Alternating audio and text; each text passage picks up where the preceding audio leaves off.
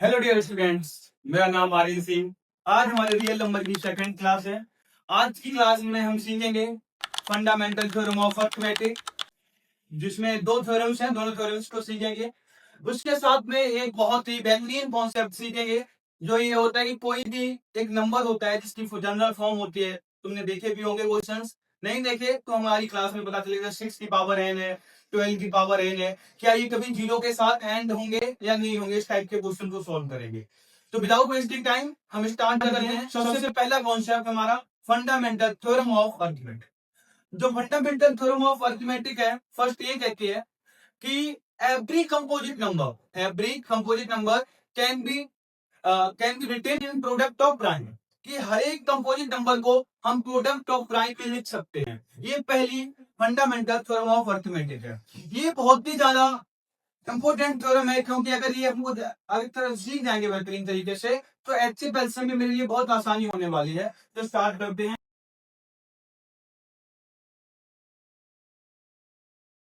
Theorem every composite number can be expressed in product of prime। मैंने बोला every composite number can be expressed in product of prime। तो यहाँ पर हम लिख देंगे composite number equal to product of prime।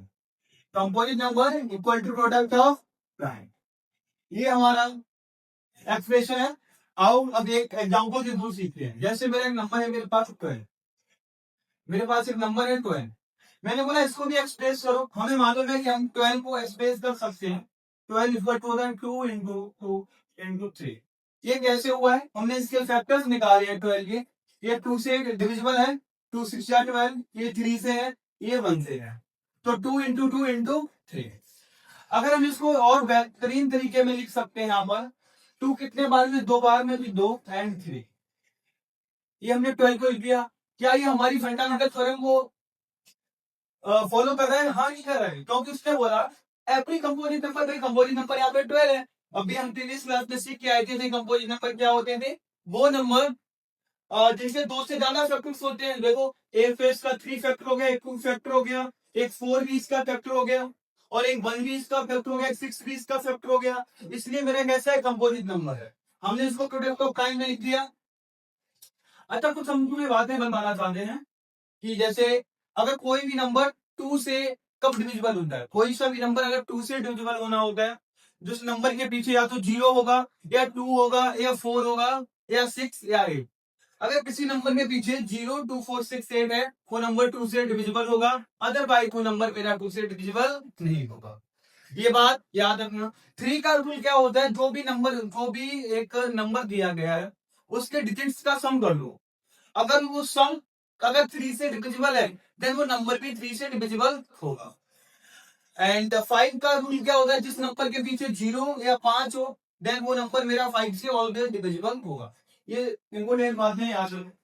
जैसे अगर एक और नंबर की हम बात करें यहाँ पर 140 की, मैंने बोला प्रोडक्ट ऑफ प्राइम में एक्सप्रेस करना है, क्या निकालेंगे? सबसे पहले हम इसके फैक्टर्स निकालेंगे। 2 7 जा 0, 2 3 जा 2 5 जा, फिर इसको किससे?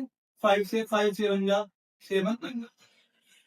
इसको कुछ इस प्रकार लिख देंगे 2 इंटू 2 इंटू 5 इंटू 7। इसको लिख देंगे 2 की पावर 2 इंटू 5 इंटू 7, 140 हो। ये हमारा कंपोजिट नंबर है, ये इसके प्रोडक्ट ऑफ प्राइम्स है। समटाइम्स कुछ बात सीरियसली ये तक पूछ लेता है कि एक नंबर है, इसका प्राइम फैक्टराइजेशन करिए। क्या करिए? Prime factorization. इसी को ही हम प्राइम फैक्टराइजेशन कहते हैं। प्राइम फैक्टराइजेशन मतलब जो भी नंबर है ना, ये प्राइम नंबर से इसको डिवाइड कर रहा हूं।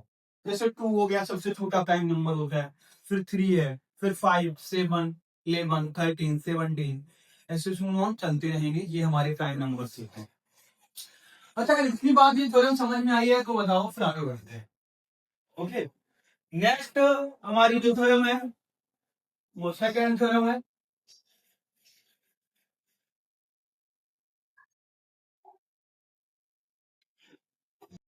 थोड़ा गम्मत है।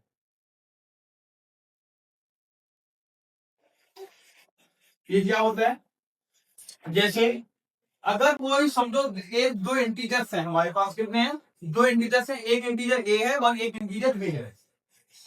If a and b are integers, अगर ए और बी दो इंटीजर्स हैं, ए और बी दो इंटीजर्स हैं, अगर हम बात करें इफ ए डिवाइड्स बीच पर, ए और बी तो इंटीजर है, अगर मेरा ए है ना, ए इंटीजर बी स्क्वायर को डिवाइड करवाना है, then a divides b also. बहुत बहुत बहुत इंपॉर्टेंट है ये, स्टार पॉइंट लगा लो इस पर स्टार पॉइंट लगा लो। ये तुम्हारे सीबीएसई में एक क्वेश्चन आएगा जिसमें तुम्हें ये बात लिखनी होगी, इतने के तुम्हें हाफ मार्क मिल जाएगा, इतने के तुम्हें हाफ मार्क मिल जाएगा। और हर एक साल इस पे एक क्वेश्चन आता है उसमें तुम्हें ये स्टेटमेंट लिखनी होती है, ये बात को नोट कर लो।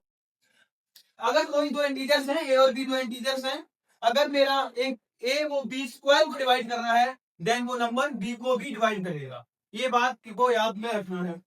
फिर उसके बाद हम बात करते हैं दूसरी, कि कोई भी नंबर, अगर एक नंबर है जैसे 6 की पावर एन हो गया या 12 की पावर एन हो गया, वो हमारा अगर जीरो के साथ एंड होगा या नहीं होगा, आप लिखते हैं।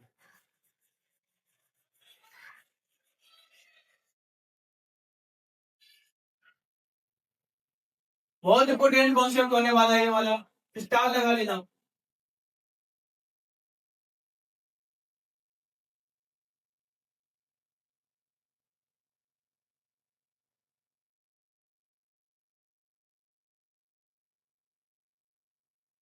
एंड्स विद डिजिट 0 और 9। यहाँ पर जो एन है वो बिलोंग्स कर रहा है तुम्हारा कहां से, नेचुरल नंबर से। क्वेश्चन आया हमारे पास कि जो 12 की पावर एन है, क्या वह जीरो के साथ एंड होगा या नहीं होगा, क्या ये नंबर जीरो के साथ एंड होगा या नहीं होगा। बस यहाँ पर एक बात क्या देखना है, तो हमारा एन हम कहां से बिलोंग कर रहे हैं, नेचुरल नंबर से कर रहा है। एन क्या है यहाँ पर, नेचुरल नंबर। अभी हमने प्रीवियस क्लास में देखा था कि नेचुरल नंबर्स हमारे क्या होते हैं, ऐसे नंबर्स जो हमारे 1 से स्टार्ट काउंटिंग होती है, 1 2 3 4 5 6 7 इंफिनिटी तक काउंट होते हैं, उनको नेचुरल नंबर्स कहते हैं। आओ इसको सॉल्व करते हैं। जिसको सॉल्व करने का सबसे बेस्ट ये है कि जो भी नंबर है सबसे पहले तुम लिख लो प्राइम फैक्टराइजेशन, लिखो इसमें prime factorization, prime factorization of 12 की पावर एन इज, अगर हम 12 की पावर एन के प्राइम फैक्टराइजेशन करें, मतलब 12 के फैक्टर्स निकालो, एक तो 12 का फैक्टर 2 आएगा, दूसरा भी 2 आएगा और 3 आएगा। अभी हम देख के आए थे, आओ जब देखो साइड में लो, 12 है, 2 से कट किया 6 आया, फिर 2 से इसको कट करेंगे 3 आएगा, फिर 3 से, तो यहाँ पे 2 की पावर 2 हो गया, डायरेक्टली हम ऐसा लिख सकते हैं 2 की power 2 into 3 whole power n। हम इसको क्या ऐसा लिख सकते हैं, जब ब्रैकेट को ओपन करेंगे डिस्ट्रीब्यूटिव प्रॉपर्टी के अकॉर्डिंगली ये दोनों में क्या हो जाएगा, डिस्ट्रीब्यूट हो जाएगा, 2 की पावर 2 एन इंटू में 3 की पावर n। अब सबसे इंपोर्टेंट जो कॉन्सेप्ट आने वाला है उसको समझना बहुत ही तुम्हारे लिए जरूरी होगा। अगर वो समझ गए तो ये तुम्हारे लिए एक बहुत ही मार्क्स ऐसे निकालोगे तुम्हें खुद नहीं सोचा। सबसे पहले तुम्हें एक बात सीखनी है, हम कैसे आइडेंटिफाई करें कि कोई नंबर है जो जीरो के साथ आएगा या नहीं, वो जीरो के साथ एंड होगा या नहीं। उसके लिए तुम्हें कुछ मेरे एक पैटर्न देखना है। अगर मैं 2 और 5 को मल्टीप्लाई आपस में कराऊं तो कितना मिलेगा, 10 मिलेगा। उसके बाद अगर मैं 2 बार 2 ले लूं और 2 बार 5 ले लूं, इनको आपस में मल्टीप्लाई करवाऊं, 2 2 जा 4, 4 5 जा 20, 25 जा 100। अगर अब की बार हम 2 बार 3 2 बार ले लूं एंड 5 को हम कितनी बार ले लूं, 3 बार ले लूं, अब कितना आएगा, 1000 आएगा।